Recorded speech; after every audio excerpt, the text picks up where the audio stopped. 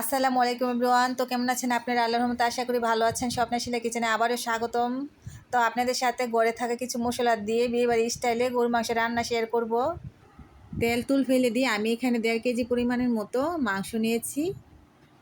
এই মাংস রান্নাটার জন্য আমাদের যেই মশলাটা লাগবে ওই মশলাটা আমরা এখন তৈরি করে নিব। তার প্রথমে চুলাতে একটি প্যান বসিয়ে তারপর প্যানটা গরম করে ওই প্যানে আমি দিয়ে দিব পরিমাণ মতো জিরা, ধনিয়া, এলাচ, দারচিনি, গোলমরিচ, লং আর 2টা লাল মরিচ, তারপর একটি তেজপাতা মাঝখান দিয়ে ছিঁড়ে দিব। তারপর এই হালকা আছে আমি এই মশলাগুলো ভেজে নিব একটু নাড়াচাড়া করে। মশলাটা আমি চুলা থেকে নামিয়ে একটু ঠান্ডা হতে দিব। এই গরম অবস্থায় ব্লেন্ডারে দিতে যাব না, এর ফাঁকে আমি এই রান্নাটা বসিয়ে দিব চুলাতে। একটি কড়াই বসিয়ে তারপর কড়াইটা গরম করে এখানে পরিমাণ মতো সরিষার তেল দিয়ে দিব। তারপর আমি দিয়ে দিব পেঁয়াজ কুচি। আর আমি এখানে কিন্তু পেঁয়াজটা দেশি পেঁয়াজ নিয়েছি, আর পেঁয়াজটা কিন্তু খুব বেশি বড় না, খুব বেশি ছোটও না। তারপর আমি এখানে গরম মশলা দিয়েছি এলাচ, দারচিনি, লং, গোলমরিচ, তারপর 2টি তেজপাতা মাঝখান দিয়ে ছিঁড়ে দিয়েছি।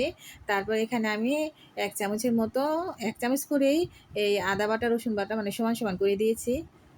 আর আমি কিন্তু এখানে শিলপাটায় বাটা আদা রসুনের পেস্টটাই দিয়েছি। আপনাদের যদি ব্লেন্ডারে করা হয় তাহলে 1.5 চা চামচ করে দিবেন।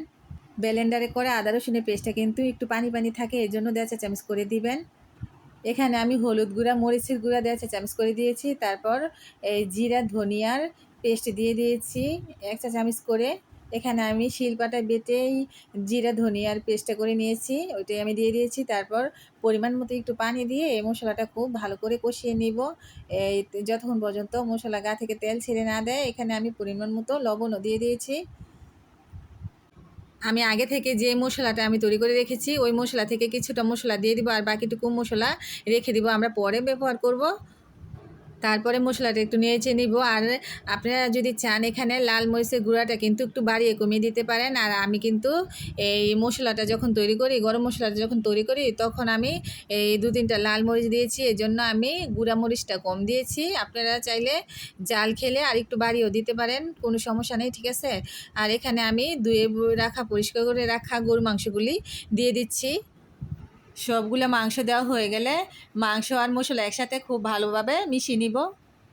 তো আপনাদের কাছে একটা রিকোয়েস্ট, ঘরে থাকা সাধারণ মশলা দিয়ে এই বিয়েবাড়ি স্টাইলে রান্নাটা করে দেখবেন যে কেমন হয়েছে, আর আমাকে কমেন্টে জানাবেন অবশ্যই। মাংসের সাথে মশলাটা মিশানো হয়ে গেলে তারপরে 1 বাটি পানি দিয়ে আমি মাংসটা এই একদম হাইটে এই রান্না করে কষিয়ে নিব। যেহেতু আমার মাংসের পরিমাণটা অনেকটাই কম, এজন্য আমি এখানে এই মাংস কষানোর মধ্যে আমি একটু পানি দিয়েছি। আর এখানে ছিদ্রটা বন্ধ করার জন্য আমি একটু পেপার নিয়ে ঘুরিয়ে ছিদ্রটা বন্ধ করে দিয়েছি। ফিরে এলাম কিছুক্ষণ পর। তো দেখুন আমার মাংসটা একদমই কষানো হয়ে গেছে আর তেল ছেড়ে দিয়েছে। তারপর আমি এখানে গরম পানি দিয়েছি, আর আপনারা কিন্তু অবশ্যই এখানে গরম পানিটা দিতে হবে। গরম পানিটা দিলে মাংসটা সিদ্ধ হতে তাড়াতাড়ি হবে।